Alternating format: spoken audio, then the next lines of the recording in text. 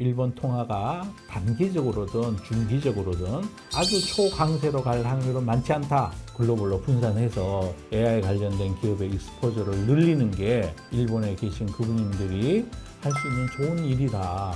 장기적인 큰 트렌드를 찾는 게 그게 돈 버는 게 가장 좋은 일입니다. 蘇先生の幸せ投資教室。 네, 안녕하십니까. 서재영입니다. 오늘은 재밌는 얘기 하나 해드릴 건데요.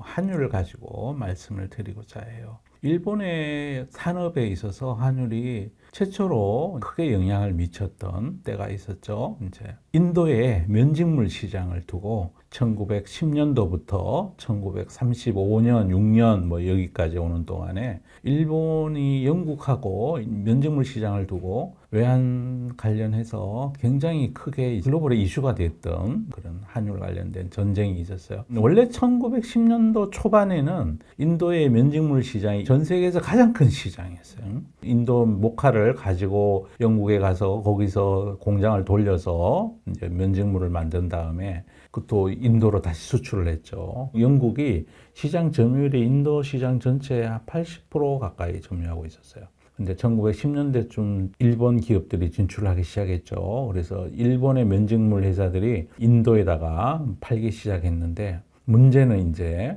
훨씬 싸고 질은 뭐 비슷하고 이러니까 많이 팔려야 되는데 한율이 문제였죠. 인도의 소비자들 입장에서 보면 이왕이면 싼 걸 찾을 텐데 일본 한율하고 영국 파운드하고 한율에서 초창기에는 파운드화가 이제 뭐 강세로 가지 않은 그런 상황에서는 일본 제품이 경쟁력이 좀 떨어졌어요. 제가 이걸 왜 장황스럽게 말씀드리냐 하면 그 뒤에도 프라자 합의라고 또 큰 이벤트가 하나 있었죠. 1985년도에. 그래서 그 결과적으로는 어떻게 됐느냐. 영국이 1차 대전, 2차 대전 이런 걸 수행을 했죠. 그러는 동안에 영국 파운드화가 처음에 초창기에는 막 자기들이 기축통화라고 어마어마하게 강세를 가다가 뒤에 가서는 많이 이제 피해를 보게 됐죠. 파운드화가 막 약세로 가고 1차 대전 끝난 다음에 그렇게 되면서 나중에는 일본 제품이 인도 면직물 시장에서 점유율 한 30%까지 이렇게 올라가고 그랬어요. 그 외환 시장이라는 게 제품의 품질이 비슷할 때는 이 환율이라는 게 산업 경쟁력에 굉장히 큰 영향을 미치고 있어요. 지금 글로벌로 비슷한 제품이 기술이 평준화되어 있고 오직 가격 경쟁력이 모든 걸 좌우하는 그런 산업에 있어서는 환율이 매우 중요하다는 거죠. 일본에도 우리 도요타 자동차라고 자동차 만드는 회사가 있고 근데 자동차 산업이라는 게 글로벌 전체적으로 지금 거의 포화 상태 그런 데다가 특별하게 경쟁력이 큰 차이를 지금 안 내주고 있는 상태이기 때문에 환율이 또 매우 중요해서 일본도 한국도 미국에 수출하는 자동차에 관세율이 얼마냐 이게 가장 큰 관심이 되어 있는 그런 상황인 거죠. 그래서 환율이 매우 중요해요. 중요한데 저는 보통 사람들하고는 환율에 대해서는 조금 다른 생각을 가지고 있는데요. 통상은 환율이라는 게 상대국 나라에 대비해서 어떤 특정한 나라가 가지고 있는 경제 성장률, 뭐 경상수지 적자 흑자, 그리고 또 이자율, GDP 증가율 뭐 이런 게 환율을 결정한다고 경제학 교과서에는 그렇게 나와 있어요. 재정 수지가 얼마나 튼튼한지 아닌지 뭐 이런 것도 함께 보고 뭐 이런 것들이 주된 결정 요인이라고 그러고 현대 단기적인 환율 트레이딩 시장에서는 대부분이 이자율에 따라 가지고 그 나라보다가 우리나라의 이자율이 더 높으냐 낮으냐를 갖고 환율이 결정된다고 그렇게들 얘기를 해요. 그런데 안 그렇죠, 그죠? 장기적으로 절대 그러지 않습니다. 어떤 나라의 통화가 기축 통화냐 아니냐 이것도 매우 중요해서 통화라는 게 이제 결제 수단을 가져야 되는데 결제 수단이 되려고 그러면 변동성이 너무 높으면 결제 수단의 지위를 잃게 되는 거잖아요, 그죠? 그 사이에 가령 뭐 우리가 1985년도에 뉴욕의 프라자 호텔에서 프라자 합의가 있었지만 그때 환율이 일본 엔화가 240엔 정도 하던 거를 하룻밤 사이에 120엔 정도까지 급격히 일본 통화를 강세를 만들어 버렸잖아요. 그럼에도 불구하고 그 많은 시간 동안에 달러 지수라고 있는데 1972년도에 기준점을 100을 놓고 시작을 한 그 지수가 지금 뭐 90, 요즘 달러가 약세로 갔다고 그러는데도 96.7, 96.8, 뭐 97, 얼마 전까지도 100 뭐 이러고 그래요. 그죠? 그 많은 기간 동안에 미국 통화는 100을 기준으로 해서 그렇게 많이 변동되질 않았어요. 어떨 때는 뭐 110도 갔다가 어떨 때는 93도 갔다가 하지만 그 많은 지나간 1972년이면 지금부터 한 50년 전입니다. 그죠? 50년 동안 변동폭이 아주 좁은 레인지에 있었다는 거죠. 그게 달러가 결제 통화가 된 가장 큰 이유다. 뭐 군사력이 얼마나 센지, 영토의 크기가 얼마나 큰지, 또 영토는 얼마나 비옥한지 이런 것들을 종합적으로 다 모든 것들을 감안해서 그 나라의 환율이 결정된다. 미국이 워낙 2차 대전 이후에 패권을 잡고 있었기 때문에 미국이 그냥 일본하고 독일이 산업 경쟁력이 엄청 좋아가지고 갑자기 막 글로벌에서 돈을 쓸어가고 미국에서 시장 점유율이 높아지니까 미국의 포드, GM, 클라이슬러 이런 회사들이 시장 점유율을 자꾸 일본 회사들에 잃어가고 반도체 쪽에서도 자꾸만 일본 기업들이 예전에는 지금 도쿄 일렉트론 같은 소재 기업뿐이 아니라 진짜 메모리 산업에도 엄청나게 크게 미국 회사들의 점유율을 뺏어가고 그러니까 미국 경제가 성장이 안 되니까 미국이 힘으로 누른 거죠. 그러고 나서 일본이 사실은 85년에 프라자 합의를 하고 나서 그 뒤부터 잃어버린 30년이라는 저성장의 구간에 돌입한 거죠. 힘이 센 나라가 자기 나라의 산업을 보호하기 위해서 너그 나라 통화를 강하게 만들어라. 그 얘기는 미국에다가 비싸게 팔아라 이 얘기랑 똑같잖아요. 그죠? 그러면 그렇게 해서 미국의 산업이 살아났느냐? 아니죠. 그 사이에 한국이 등장을 한 거죠. 한국이 등장을 해서 한국은 무역 수지를 1970년대부터 계속해서 흑자를 기록하고 있는데도 불구하고 환율은 계속 약세로 왔어요.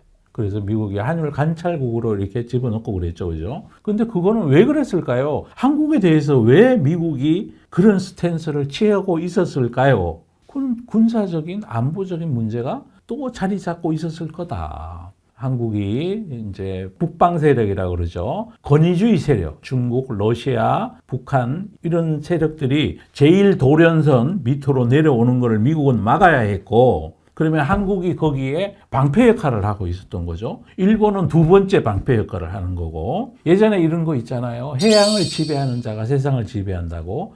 미국이 천부적으로 대서양과 태평양 가운데 있는 큰 섬이잖아요. 그 천부적인 지위를 이용해서 대서양과 태평양을 지배하고 있고 그중에 태평양을 지배하기 위해서 수많은 항공모함을 만들어가지고 여기다 띄워놓고 있죠. 그런데 거기에서 제일 중요한 태평양 방어의 제일 핵심이 제1도련선이라는 거였죠. 일본부터 해서 필리핀, 대만 해가지고 저 밑에 싱가포르 앞바다까지 거길 제1도련선이라고 그래요. 그 선 밑으로 중국의 북방 세력의 비행기나 군용기나 함대들이 좀 못 나오게 막겠다는 게 미국의 태평양을 지키는 방어선이죠. 그죠? 그 방어선의 맨 위에 있는 게 한국이니까 한국이 잘 발전하는 거, 일본이 잘 발전하는 거에 대해서 미국은 특히 크게 걱정하지 않아도 되는 원인이 됐던 거죠. 그런데 한편으로 보면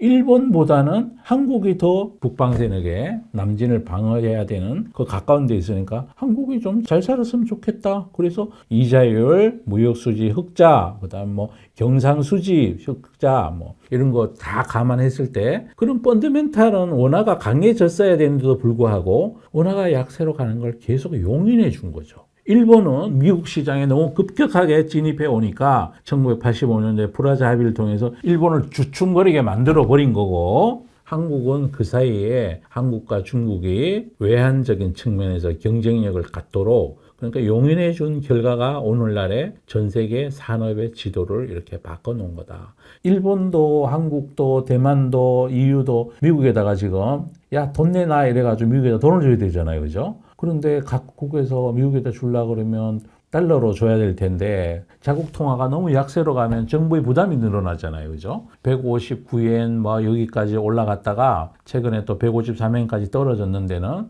이번에 레이트 체크한다고 막 그랬죠. 그죠? 153엔이니까 일본의 투자자들 입장에서 보면 환율이 결국은 국력이 개입되는 산업의 지형을 바꿔놓을 수도 있고 어떤 나라를 죽일 수도 있고 살릴 수도 있는 그런 것이 그냥 그러면 이자율 좀 높다고 막 환율이 강세로 가고 그렇지 않다는 거죠. 최근에도 그렇잖아요. 일본은행이 이제 저성장 시대가 조금 많이 지나가고 일본 경제가 다시 살아나고 있는데 그 와중에 일본 은행이 금리를 지금 올렸습니다. 작년부터 해가지고 0.75까지 올라와 있죠. 그럼 0.75까지 올라와 있으면 일본 엔화가 어떻게 돼야 되나요? 더 강해져야 되잖아요. 그죠? 미국하고 금리 차이가 제로 금리일 때는 미국하고 막 3%, 5%뭐 그렇게 차이 나던 금리가 미국은 지금 금리 인하를 했지만 원래는 거의 다 대부분 고정될 것 같은데 그러면 일본 엔화가 더 강해져서 130엔 되고 140엔 되고 막 이렇게 돼야 될 것 같은데 안 그러고 있단 말이죠. 그러면 엔화가 강해져야 되는데 안 강해지잖아요. 그죠? 그건 또 미국의 배려가 있다. 중국이 너무 강해지는 걸 견제하기 위해서는 미국이 국가 안보와 관련해서 일본과 한국, 대만 여기 경제를 잘 되게 만들어줘야 될 필요가 좀 있다고 이렇게 판단하는 거죠. 그죠? 그게 지금 환율에 영향을 끼치고 있다. 앞으로 그러면 어떨 것 같으냐? 제가 만약에 미국의 정책 담당자고 일본의 정책 담당자라 그러면 미국에다 줄 돈 주고 그런 다음에는 환율이 강하게 가는 거를 싫어하겠죠. 그죠? 어제 그제 트럼프 대통령도 그랬어요. 우리도 미국 달러가 약해지는 걸 원한다고. 그러면 미국 트럼프 대통령이 있는 동안에는 미국 산업을 부흥시키기 위해서 한국이나 일본이나 타이완이나 중국이나 특히 중국 통화가 이렇게 약해지는 걸 많이 막으려고 그러려는 산업적 목적이 하나 있을 것 같고 두 번째는 안보적인 것도 고려해야 된다는 거죠. 미국 산업에 피해를 많이 안 미치게 하기 위해서는 미국 내에다가 공장을 많이 지어라. 그래서 공장 짓기 위해서 직접 돈을 들고 일본도 한국도 거기 가서 공장을 지으라고 계속 압박을 주고 있는 거고 대만도 지금 똑같은 일을 지금 하고 있고요. 대만도 최근에 2,500억 달러 TSMC 미국 공장 짓는 거에 추가로 2,500억 달러를 해가지고 5천억 달러를 반도체 공장을 미국에다 지어라. 그러면 환율에 대한 압박은 좀 줄어들겠죠. 그죠? 그래서 저는 뭐 일본도 마찬가지일 거고 한국도 마찬가지일 거고 미국의 안보적인 측면을 고려했을 때는 크게 환율이 막 강세로 계속 간다 이렇게 전망하기에는 이건 안 맞다 이런 생각을 하고 있는 거예요. 앞으로 일본 엔화는 아마 약해지는 쪽으로 움직일 가능성이 제법 높다. 그러면 일본에 있는 우리 투자자분들은 어떻게 해야 되느냐? 글로벌로 분산해야 된다는 거죠. 일본하고 한국하고 중에 어디가 더 환율이 더 급격하게 강해질 것 같으냐, 약해질 것 같으냐, 저는 비슷할 것 같아요. 일본에 있는 투자가분들이 한국을 투자하는 것도 나쁘지 않다. 한국이 AI 쪽에 굉장히 이제 큰 경쟁력을 가지고 있는 거죠. 일본의 키옥시아 주가가 엄청 오를 텐데요. 미국에 있는 샌디스크가 다음 분기 EPS 전망치를 당초에 시장의 컨센서스가 5달러도 안 되는 정도였죠. 3.5달러 봤는데 간밤에 실적 발표하면서 13달러죠. 그러니까 12와 14 레인지를 제시한 거니까. 그러면 일본의 키옥시아하고 샌디스크는 서로 기술 개발도 공통으로 같이 하고 낸드 시장에서 점유율을 15% 정도 비슷하게 갖고 있는 회사인데 시가총액이 지금 키옥시아가 더 커야 되는데 샌디스크가 지금 뭐 주가가 올라서 시가총액이 오히려 샌디스크가 커지는 정도가 되고 그런데도 샌디스크가 지금 PER이 12배? 뭐 이 정도 언저리를 밖에 새로 변경된 걸로 하면 포워드로 그 정도밖에 안 되니까 그러면은 당연히 키옥시아도 또 오르겠죠. 그죠? 한국에는 키옥시아하고 샌디스크를 두 개를 더한 것보다가 더 많은 생산 캐파를 가진 삼성전자와 하이닉스라는 회사가 있어요. 그러면 환율이 그렇게 차이가 안 난다면 환율이 약세되는 전망이 거의 비슷하다면 투자하는 것도 나쁘지 않다. 그리고 달러 자산을 또 반드시 가지고 있어야 되겠죠. 앞으로 산업에 미치는 영향은 제 생각에 직접 현금을 가지고 일본이 미국에 가서 투자를 한다고 그러니까 그러면 환율 가지고 뭐 굳이 그렇게 막 일본이 불리하도록 일본 엔화를 계속 강하게 끌고 가라고 힘으로 밀어붙이지 않을 가능성이 저는 크다고 보고 있고 그러한 것들을 예전 같으면 이제 관세로 혹은 환율로 이렇게 미국의 산업 경쟁력을 우위를 지키려고 노력했을 텐데 이제는 직접 돈을 받아 가지고 가니까 덜 할 거다. 환율에 대한 압력이 예전만큼 크지 않을 거다. 프라자 합의했을 때만큼 갑자기 트럼프 대통령이 일본 보고 환율을 140엔대로 떨어뜨려라 이런 얘기 안 할 거라는 거죠. 돈을 갖다 주니까 오히려 지금은 조금 일본 정부의 부담을 줄여주기 위해서 일시적으로 환율 강세를 유도할 뿐이다. 그래서 시장에서는 일본이 금리를 올렸는데도 불구하고 159엔 뭐 이렇게 막 가고 있었어요. 그리고 거기에는 또 하나 또 영향이 있죠. 다카이치 총리 이번에 아마 중의원 해산하고 이제 자민당 단독으로 가반 의석을 확보할 가능성이 매우 높다고 지금 보고 있어요. 기사들 많이 보셨을 거예요. 그러면 이제 정책의 탄력성을 받을 거고, 그러면서 이번에 선거운동 할 때도 다카이치 총리가 적극적으로 재정정책을, 통화 완화 정책을 하겠다고 채권 많이 찍겠다는 거예요. 채권 많이 찍고 돈 많이 풀겠다는 거예요. 금리 인상하지 않고. 그러면 단기적으로도 이제 일본의 우에다 총재는 금리 올릴 가능성도 있다고 지금 이렇게 얘기하는데도 불구하고, 만약에 중의원을 해산해서 새로 권력 기반을 더 공고히 한 다카이치 총리 입장에서 나는 완화적인 재정 정책을 쓸래 이렇게 하는 순간에 엔화는 다시 또 160엔 가고 165엔 가고 뭐 이럴지도 모른다는 거죠. 그죠? 금리까지 올리지 않은 채로 통화를 풀고 아베노믹스를 계승해서 그렇게 하면은 문제가 생기겠죠. 엔화 환율에 저는 문제가 생길 거다. 엔화가 약해진다는 거죠. 그러면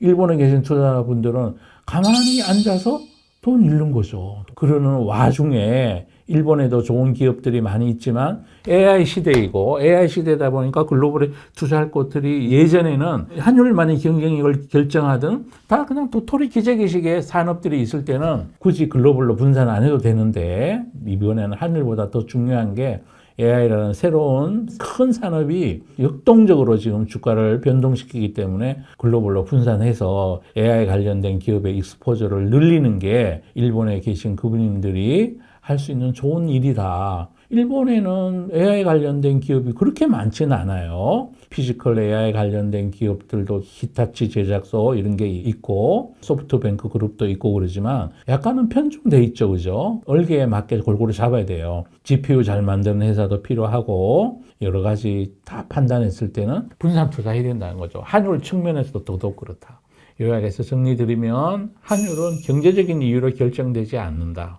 환율은 예전에도 그랬지만 비슷비슷한 산업이 있을 때는 오직 가격 경쟁력만이 중요하던 그런 전통 산업에 있어서는 환율이 곧 국가의 운명을 들었다 놨다 한다. 그래서 미국의 프라자 합의도 그 때문에 일본에 강요해서 했던 거고, 그런 상태에서 일본이 잃어버린 30년을 맞이하게 된 거였고, 일본에 잃어버린 30년은 누가 만든 거냐?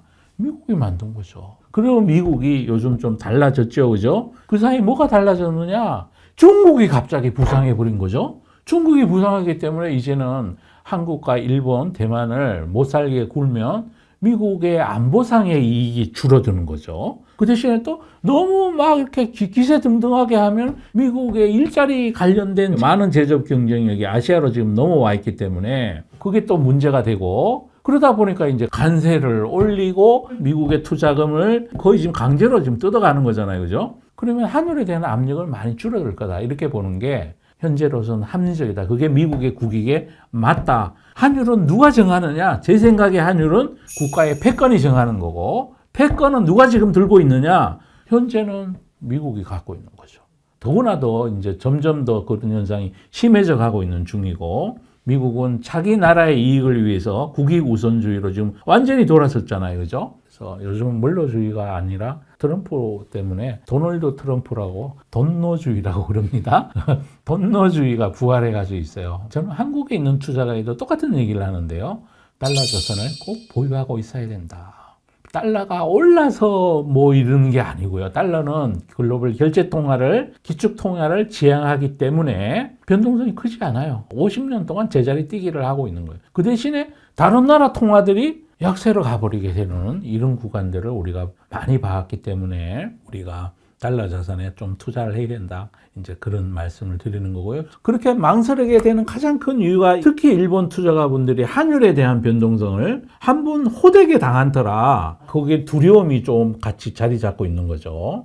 제가 보기에 앞으로 환율은 크게 변할 것 같지 않다. 일본 엔화는 그 세게 막 강해질 것 같지 않다. 그래서 일본 엔화의 향방도 글로벌 분산 투자에 있어서 매우 중요하다. 일본에 계신 젊은 분들, 옛날에 1910년도에 인도 시장을 둘러싼 면직물 전쟁도 있었다는 거, 그 뒤에 프라자 합의, 이것도 환율이 어떻게 결정되는지를 우리가 볼 수 있는 아주 중요한 역사적 사건이었다. 그런 것도 한번 알고 계시면 좋을 것 같고요. 저는 이웃 나라에 살아요. 이웃 나라에 살아서 일본 문화, 그 다음에 일본의 투자 관련된 시장, 어쩔 수 없이 공부를 제법 했던 사람이고, 그래서 이웃 나라에서 바라본 일본 엔화는 어떨 것 같은지, 제가 글로벌 패권의 환율을 결정짓는다, 저는 그렇게 보는 사람이라서 그런 눈으로 우리 통화 시장을 바라보면 일본 환율이 앞으로 너무 많이 강해지고 이럴 확률이 크지 않다. 그 다음에 일본의 단기적인 정책을 보더라도 일본의 신임 총리가 완화적인 재정 정책을 펼치겠다고 아예 그냥 대놓고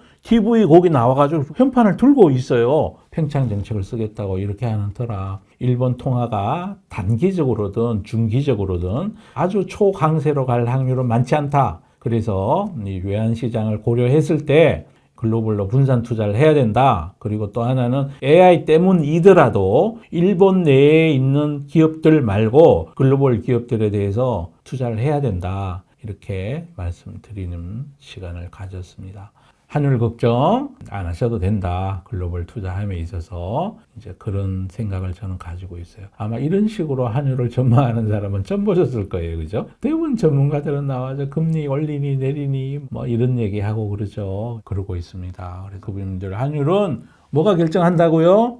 패권이 결정합니다. 환율은 산업에 경쟁하는 나라들하고 고만고만할 때는 비교 우위의 원천이 가격에 불과할 때는 그때는 환율이 한 나라의 산업을 들었다 놨다 한다고요. 그래서 일본이 잃어버린 30년을 맞이하게 된 거라고 저는 그렇게 생각합니다. 그 많은 시간 동안에 일본에 계신 많은 시민분들이 해외로 자산을 많이 이전시키고 그래서 거기서 나온 이익으로 또 많은 세월을 버텨냈습니다. 그죠? 아이러니컬하게도 북방 세력이 강해진 게 중국이 강해진 것이 일본 경제 부활에 영향이 있다. 저는 그렇게 보고 있습니다. 환율을 약하게 해도 미국이 뭐라고 안 그러고 있는 거죠.